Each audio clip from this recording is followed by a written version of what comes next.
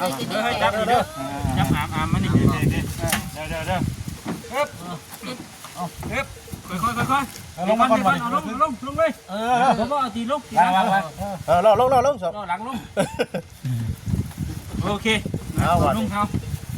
ก็เนียมบึงอยู่ได้บ่ ลองจับลงใบเบิ่งบัดนี้เนาะเอาลองติดเบิ่งก่อนนี่ เอาขาค้ำจังไว้ก่อนโอ้ยังบ่ได้เลย เคยได้จะเถื่อแล้วเนาะ เคยได้บ่ไปนี่น่ะ วันยังได้มื้อนี้เนาะ วันอาทิตย์เลยวันอาทิตย์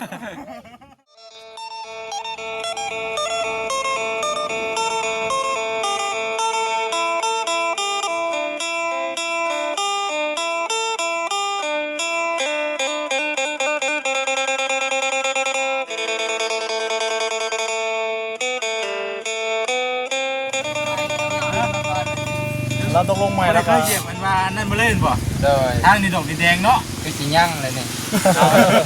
ยังเกี่ยงซ่ออยู่ดิ ขึ้นมาก็สิมาอยู่พี่เด้อย าวอยู่ว่าแหละเอาทำทั้งนั้นด้วย เอามาบ่ได้ โอ้ยโอ้ย ล้านนึงเลย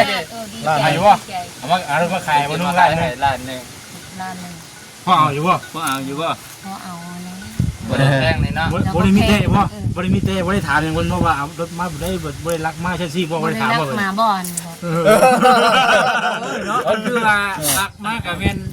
ข้าเจ้าไปแล้วนะเอาเงินไปแล้ว งามนะโอ้ยเคยได้แบบนี้จักคือ บ่เคยมีวันนี้เทื่อหรอกันสิเอาอีดอกก็มาได้บ่นุ่งได้บ่หลายเรื่องหลายแล้วได้พยานมันคำได้ จ่ายแล้วเนาะ จ่าย ตามเอกสารกันนี่ในรถผู้ ลองนับดูลองนับ เอาลีโร่ก่อนนุ๊ก เอาอีนี่ เราไม่ถามต่อพ่อแม่พ่อไม่ บ่ ถา ถาม มมันก็บ่มีรถเกี่ยวกัน ว่า เพิ่น ไป ดีใจแล้ว เพื่อนเห็นอย่างว่าโอ้ยบ่ได้เงินไป โอ้ครบ ครบป่ะ คนละอุ้มลงเลยนะจ้ะ จ่ายเลยครับลงไม่สามารถเอาลงให้เราก่อน จะเอาวอนหน่อยคุณจังบ่วอนหน่อยคุณจังอ่ะเอาวอนหน่อยคุณจัง ได้กับบ่ได้ ลายคนนี้ก็ยันแล้วนี่เรื่องเลยเนาะอ๋อเขาอยากขายแพงนะขายแค่นี้เพราะแพงไปมันต้องพอได้ขี้นะ ลายคนนี้เดี๋ยว เอาเงินเลยดิต้อง เอาไม่ได้เราเป็น ได้บัตรได้ เป็นของเราได้บัตรนี่เนาะ เป็นของเจ้าเลยได้บ่นุ่งเลยใช่จ่ายเงินเลยดิ โอ้ยสบายแล้วบัดนี้พี่ก้อนรถไปใช้กับลำบาก อ๋อคุยกับมันอีกแล้วอีกเนาะ คุณแปลงสก่อนตะเวน10 โมง 11 โมงจังไป โดยล้าน โอ้ยว่าลำบาก ใจขายรถในราคา1 ล้านเลย โอเคแล้วเข้ากระเป๋า ล ดี ง กว่า มาแล้วก่อนลงมาแล้วเราขี่แล้วอย่างมึงก่อน ต้องทดลองได้เนาะ เจก่อนเจ โอ ก่อน เคก่อนนี่โอเคว่า เอาหน่วยได้บ่นุ๊กเอานุ๊ก เอาหน่วยใหญ่กันนี่ก้อยอันนี้ครับผมเป็น โอ้ยจักคันเดียวมันอยู่ใส่เนาะ โอ้ยคนมัดครับตัวนี้โอ้ฉันเวลาขับมาตึงบ่แล้วเนาะอ่ะ ตัดไปได้บ่ได้เลย ได้ไปนอนเราได้ไปนอนเนาะ ลาต้องมา ลูกเราเอาทั้งไม่ทำเองลูกชายชื่อรถดีใจว่าดิเอาไปว่า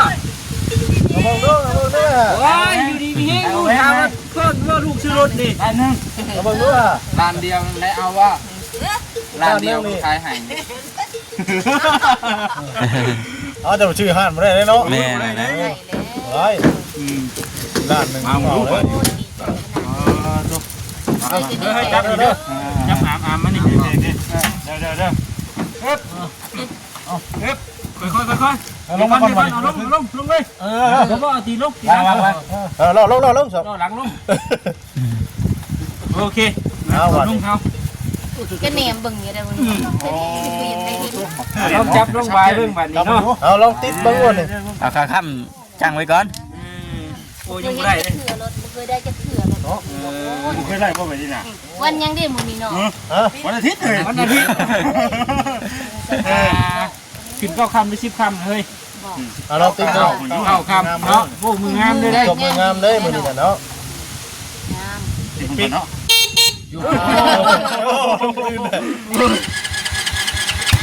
เพื่อนเด้มันเคลื่อนเนาะเคลื่อนที่เด้ตัวมันสวยมากทุกท่าน เอาลองขับเบิ่งบัดนี่เชฟกันได้เจ้าของรถเชฟกัน ตอนนี้ยังแบบว่าอันนี้คือซิดของเราแล้วนี่แบบว่าให้เป็นแบบว่า ทดลองก่อน เชฟก่อนเนาะขี่ก่อน เอ เอาลองมึงดู ไม่ใช่เราเชือกบ่ได้ค่าอย่างบ่เชือก อ๋อก่อนนึก วันก่อนจะมาของไม่ครับเป็นอยู่บ่เคยตะกี้รถทางห้างเว้ย เฮ้ยขี่ตะเลยฮะขี่ขาข้าม เรื่องใช้เลขคนไหน เจ้าจะยุบล้อแล้วเช็คจะลงพิษหูแห้งไงเนี่ยเจ้าโอ้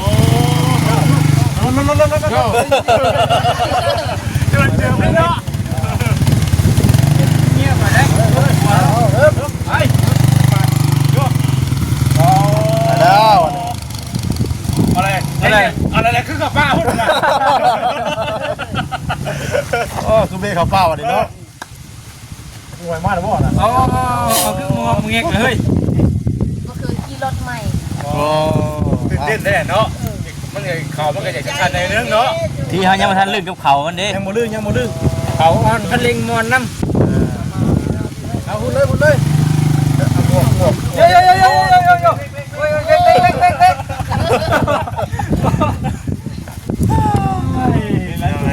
เนาะ เป็นได้ เป็นได้บ่นุ่ม นิดดินดี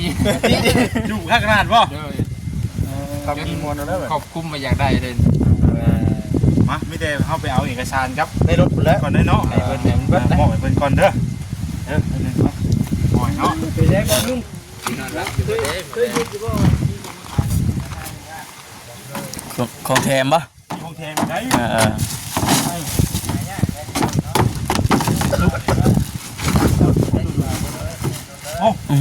ตีดาวได้ พี่หมู เพียหมูโอ้ยเนาะ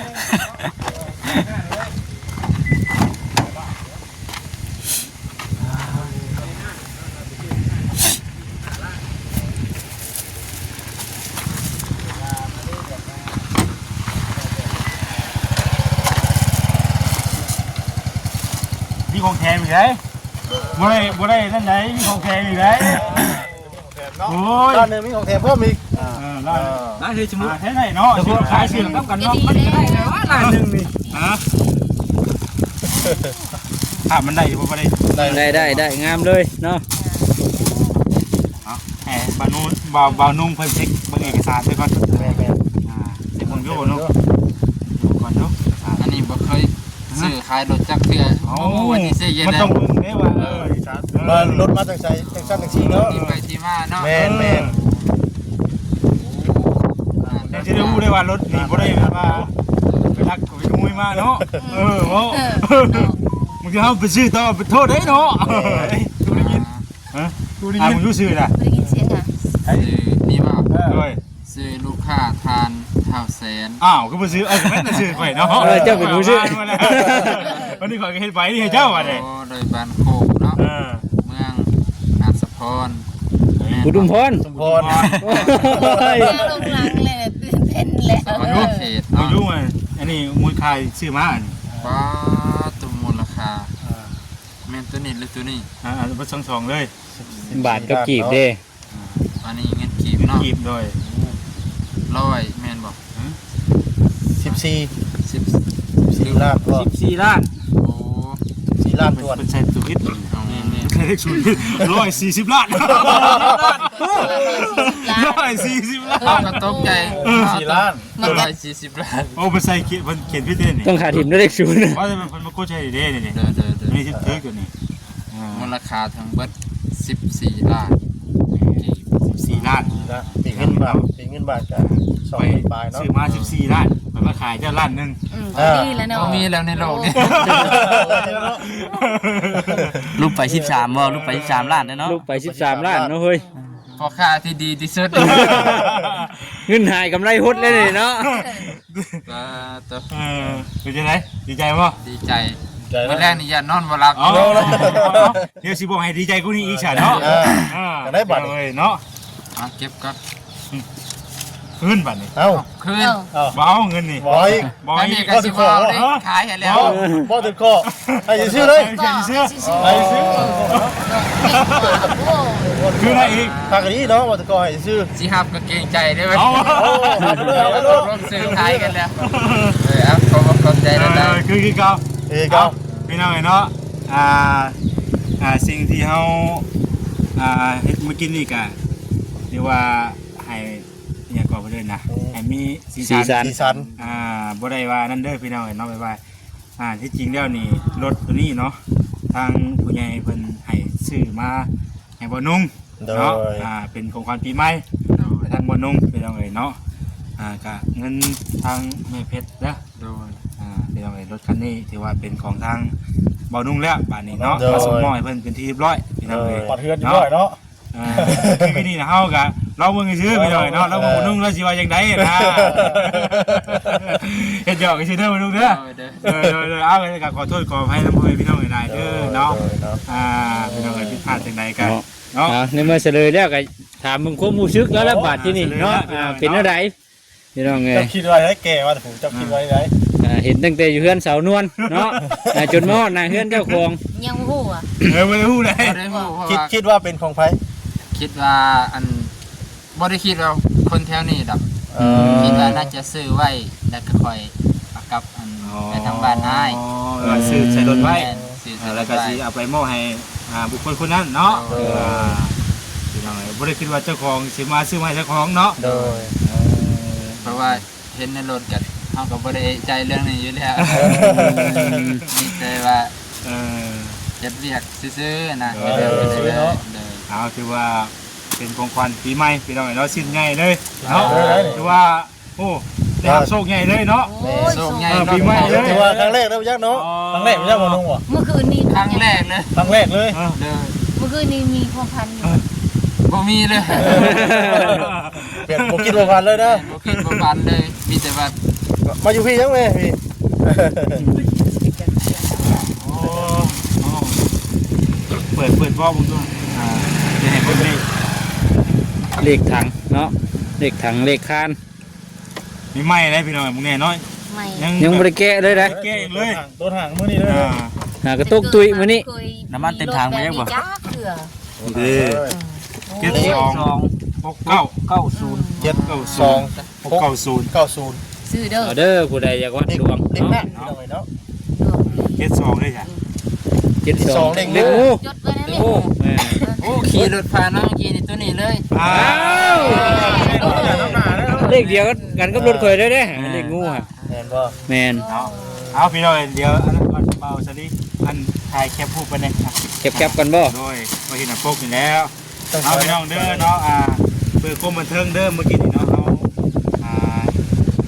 ตั้งมนุ่งเพิ่นได้ชื่อเราไปน้องว่าเพิ่น แนมกล้องเด้อแนมกล้องเด้อ ก็ให้ธรรมดาเพิ่นก็นั่นอยู่แต่ว่าเขาอยากให้มันแบบม่วนชื่นแน่ให้นึงอ่ะนะได้กุญแจเจ้าบุญอยู่ให้กุญแจเอาเจ้าอีกสัก มาถือว่าโชคหล่นทับเราอีหลีเนาะ เด้อ กุญแจน้อยเขาเจ้ากุญแจให้เนาะ โดย เนาะ เด้อเด้อ1 2 3 เห็นว่า โอเค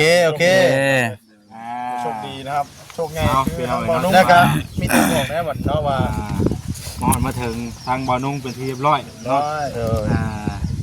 ถือว่าเป็นผู้โชคดีเนาะได้รับของขวัญชิ้นใหญ่ในปี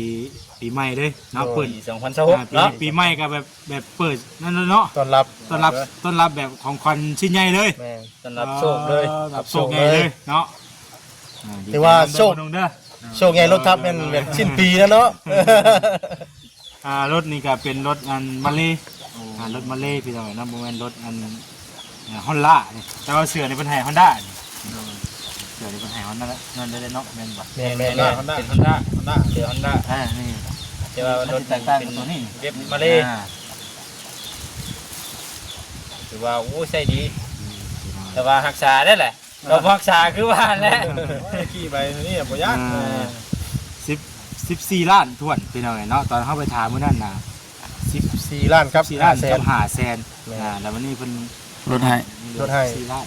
ถ้าแบบเว็บไอน่ะ17 ล้านเป็น14 ล้านเป็นเงินบาทก็เท่าใดก็เอาล่ะ20,000ปลายเนาะ แม่ 20,000บ่ 20,000 ส่งไปเด็ดส่งมันชงนี่แหละ ประมาณนี้แหละพี่น้องเอ้ยเนาะเอาก็เฮ็ดจังได๋บ่นุ่ง บาทเนาะ ดีใจ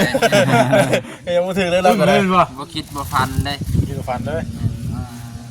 คันหาเงินด้วยตนเองครับ ลองหยิบเจ้าของดูฮะบ่ได้ว่าฝันบ่ได้ว่าเจ้าของฝันบ่นี่ บ เจ็บอยู่ เจ็บอยู่เจ็บอยู่ฉันเนาะก็ถือว่าโมเดลคู่พันเนาะ เดี๋ยวบ่ฟันแม่ คู่จริงดิเอา แล้วน้องมาส่งฮอด ทางแม่เพิ่นก็อยากให้เป็นของคอนเนาะ โดย ทางหมอนุ่งเพราะว่าเห็นรถเก่าก็ซ่อมอยู่ตลอดว่าซั่นจ้ะเนาะมันก็คือว่าทุกชมมาหลายพอสมควรเนาะนี่เพิ่นก็เลยอยากให้เป็นของคอน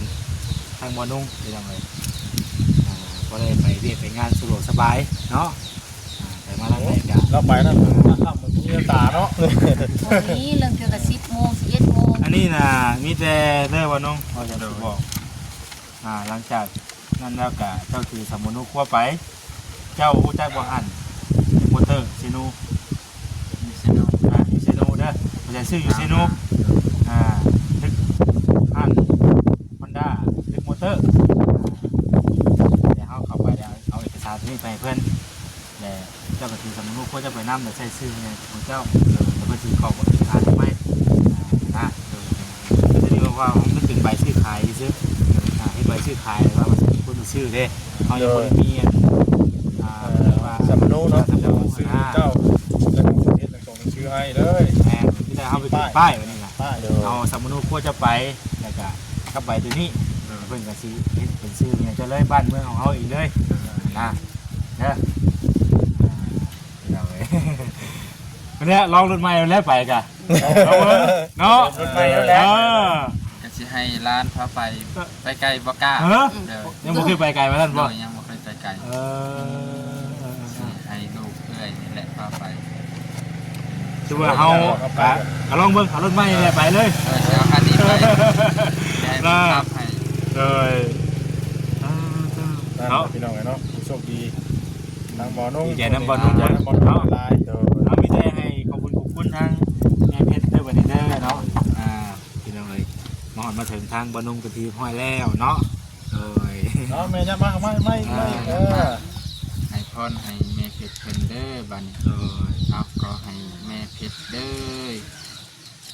อยู่ดีมีแห้งเจ็บอย่าได้ใครอย่ามีสุขภาพแข็งแรงบุญกุศลใดที่ลูกได้เฮ็ดมาตั้งแต่อดีตศาสตร์และปัจจุบันศาสตร์ขอให้บุญกุศลนั้นจงส่งบุญไปหาแม่เด้อให้เพิ่นอยู่ดีมีแห้งนั่นแหละแล้วก็เป็นโฮมโปรโฮมไซของลูกสุขภาพแข็งแรงคิดเงินได้เงินคิดทองได้ทองเนาะปรารถนาสิ่งใดที่มันเป็นไปด้วยชอบประกอบด้วยธรรมขอความปรารถนานั้นด้วยแม่เด้อจงสำเร็จทุกสิ่งทุกประการด้วยเถิด เอาดีใจน้ำทางบ่อนุ่งเพิ่นบัดนี้พี่น้องเอ้ยเนาะมื้อนี้คือว่าจังได๋บัดนี้ตามบ้าน สั่นให้บ่อนุ่งสั่น หนาวดิหนาวอะไรเนี่ยอีสิ หนาวเลย เอ้ยนี่หมูกันน็อกพี่น้องเนาะหมูกันน็อกงามเลยหมูกันน็อก ดูไว้เลย เนาะมีแต่เอาคำคูณเด้อวันนี้เด้อคำคูณรถไฟมีแห้งเดินทางไปมาตลอดปลอดภัยเนาะไปขับไปขี่และเห็นเนาะ อาจจะได้กับเขามกกับใจให้เด้อ ดีใจน้ำเนาะ ใจให้ทุกคนนั่นแหละ ปลอดภัยไป คำคูณ แม่น สารเด้อ เรามีอายกันเขาคือสิบ่ได้พบพ่อกันจะมาเป็นย้อนบุญกับโอ้โหเนาะ และบุญเป็นน้ำผ้าเนาะ แม่น วัฒนาน้ำซอย ดีใจน้ำเราเนาะบุญ จุบเลย เนี่ยหมูตกบานนี่ จุบเลย ขยับเข้ามาหากันมึงดูใช้หูบ่เช็ดเจ้าเขา เขาต้อง เข้าไปเขาใช้หูทำแม่เขาเอื้อยเพิ่นก็เขา ติดต่อแล้วคู่แล้วเคเนาะ ยับเข้าไปคนโลกไม่ได้ โลกด้วยกันเนาะ ไปพี่น้องเนาะคือสิจบคลิปก่อนถือว่ามาฮอดมาถึงผู้โชคดีเป็นทีมห้อยแล้วพี่น้องเนาะทางบ้านน้องเพิ่นก็เลยเอาทีมดีใจนำไปพี่น้องเนาะโอเคสบายดี